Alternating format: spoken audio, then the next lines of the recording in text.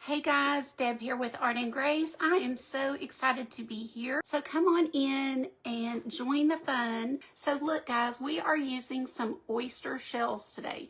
I have a bunch of oyster shells.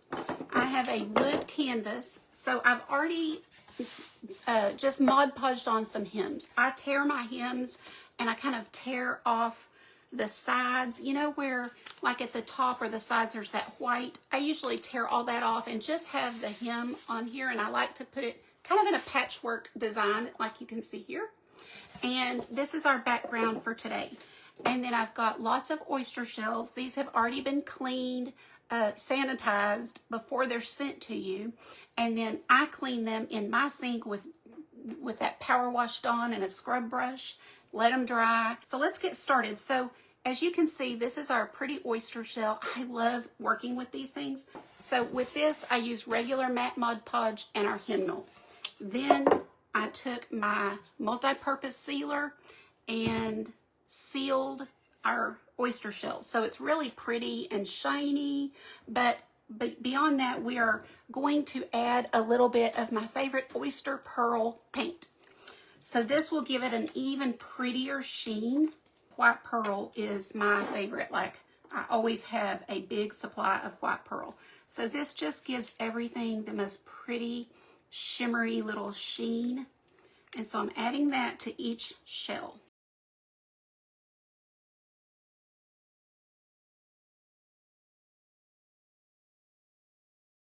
I don't know if y'all can see the shimmer that this has given them already. Do y'all see that?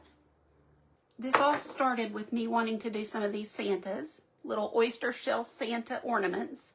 But then I was like looking at them going, oh my gosh, angel wings. And today I thought of a Christmas tree. So this is my third project that I had in mind for today. I keep changing my mind on what I want to do. We're gonna form this. I know this isn't great, but try to squint your eyes and you can kind of imagine, see, Christmas tree. So that's what we're going for today. If I wanted to do anything really to the background, but I think what I'm going to do is put a little wash of paint and make this look, you know, I wouldn't say antiqued, but something like that. So what I do if I just want a little wash is I'll just take some of my water right here out of my paint water. It's just water right out of the sink, and just add it and get this really liquidy.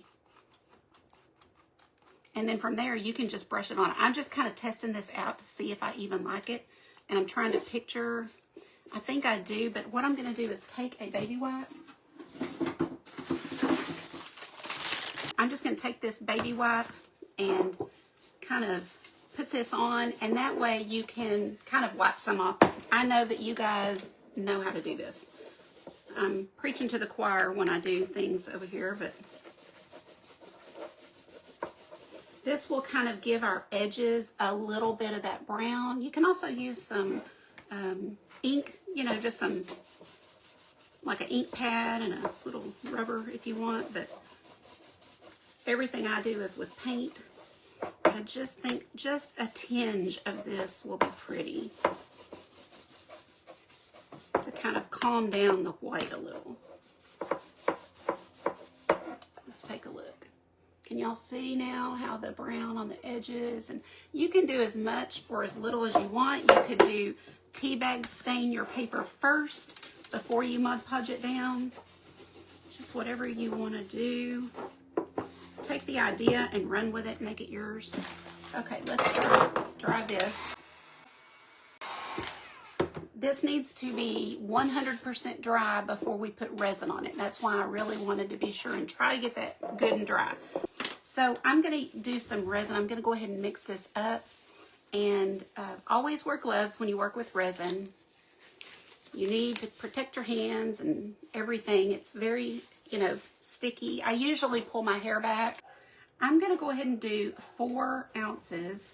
This is a 9 by 12. I may not quite need that much, but we're going to go ahead and do 4 because I'd rather have too much than not enough. And I always have, and right now I've got like 6 ornaments that I need to resin. So if I have extra, great.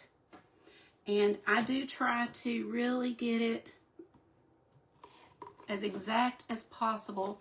That will give you the best cure to get your resin, you know, really well mixed and exact measurements, or as exact as you can. Let's set a timer. So 3 minutes. So I'm using art resin, like I said. For those who don't work with resin, this is what it looks like. I highly recommend that you do your research before you start using resin. Don't just go get some at Hobby Lobby, Walmart, whatever. Do some research, because your lungs and your family's lungs are important. And if you ruin them, sometimes you can't fix it, or it takes a very long time, and a lot of doctors. You can do some searches for issues from resin, and you can hear some horror stories that will really help solidify what I'm saying. But I did my research, and this is the brand that I trust. But don't even take my word for it. I really recommend you be sure you're comfortable, you know, with what you use. And but just know you need a good quality resin. I will skimp, and I do my own nails. There's several things that I do. I get my hair done twice a year, literally. I only cut it like 2 times a year. So there's things that I do so that I can get that resin. You know what I mean? Anyway, just be sure you know what you're using. This is a 1-to-1 ratio, so I use 2 ounces of hardener. I'm using 2 ounces of resin, and just stirring it kind of slow and easy. And every so often, we're going to get it off our stick and work back down. I do a lot of resin work, and oh, there's the tree. That's the newest one. I know you can't really see it from here, but I have a good course on that. In fact, if you're interested in learning about resin and you want to know more, you could put "tell me about resin" or "resin course" or anything like that, and I'll give you a coupon code. Because that course behind me that does that tree right there is like start to finish, super comprehensive. It's the only thing you would ever have to take, and then you'll know how to do it for whatever project you want to do. It's extremely comprehensive.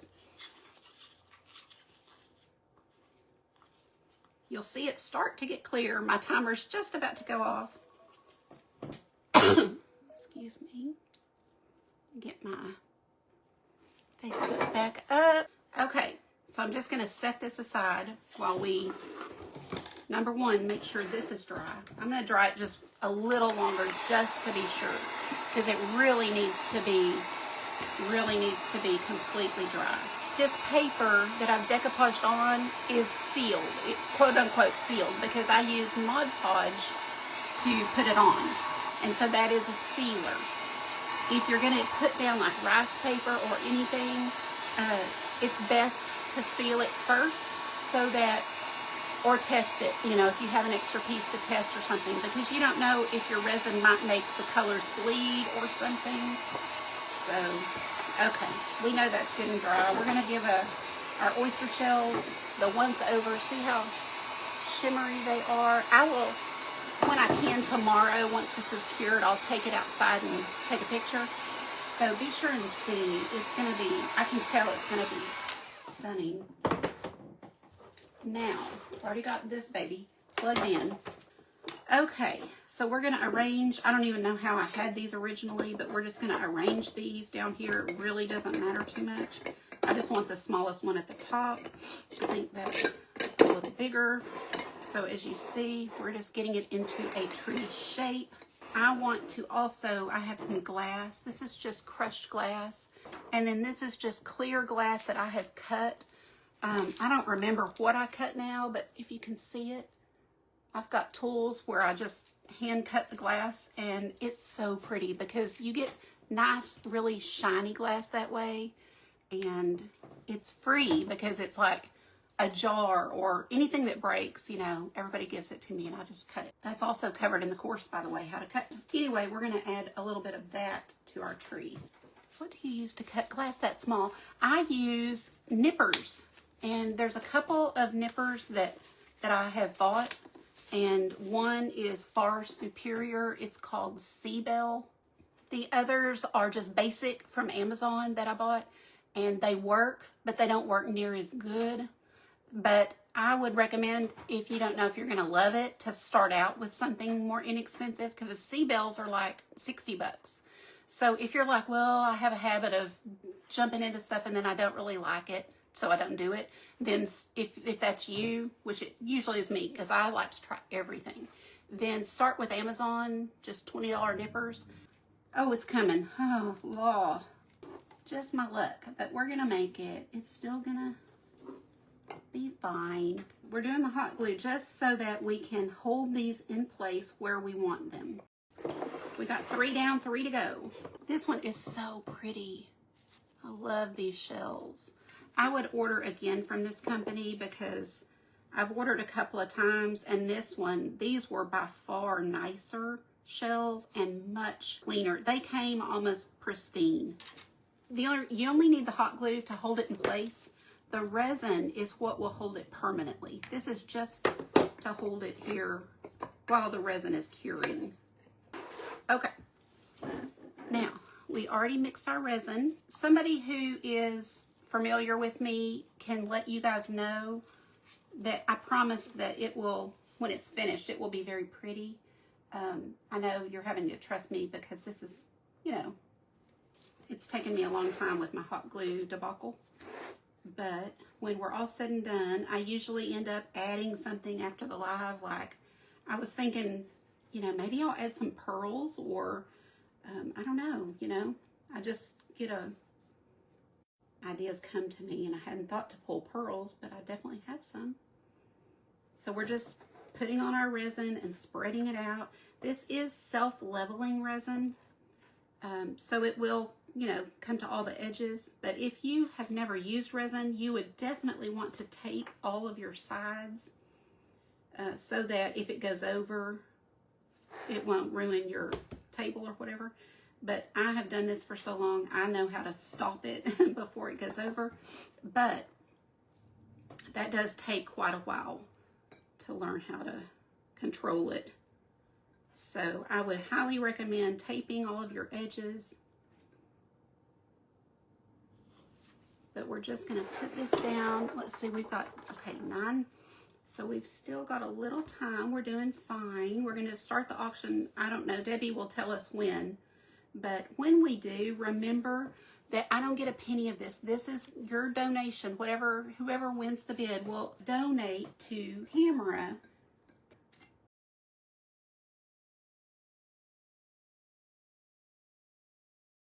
I'm being so messy.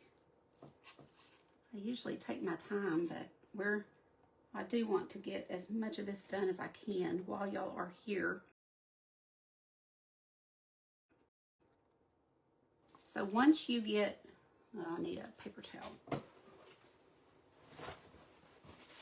Once you get all of your, I just did a portion of the resin, of course. You know, this is just like 1 to 1.5 ounces that I've done on as a base coat. Then I'm going to take my butane torch. This is just like a butane torch from Amazon. Turn it to the on position. Be sure your flame is about low to medium. Before, I've had it flip over by accident, and it was shocking. The flame went really far. So I do mine low to medium, and then just pop the bubbles. This is what people use for like creme brulee, and it works fantastic. Gets all the bubbles. And then we just put down our glass. So I thought this would be so pretty for like the base of the tree down here. So I'm just going to spread that out. Just kind of pop that on there.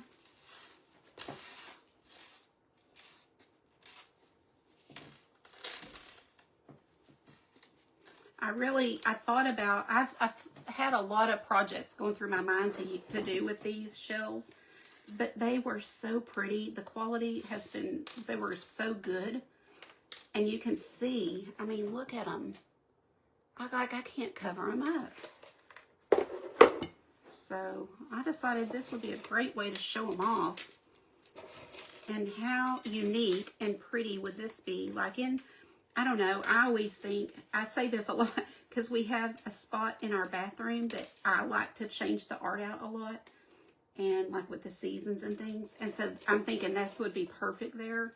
But of course, this is going for y'all today. So somebody's watching, hopefully. That's why it's important to share all of the creators today. Because it may not be one of y'all, but it may be somebody, when you share it, maybe they get on here and go, oh, that's perfect for a gift for my mother-in-law, you know. And you can also take the resin, which is what I'll do probably after the live, and just put some in each shell and then take my gloved finger and spread it all around so that each shell is coated with that resin without it being full of resin. Does that make sense? So there's kind of what it's looking like. Kind of makes a statement. The resin will keep these, once it starts curing, will keep these from budging. They will never budge. You won't get them off of here once they're cured. Thank you so much. Bye-bye.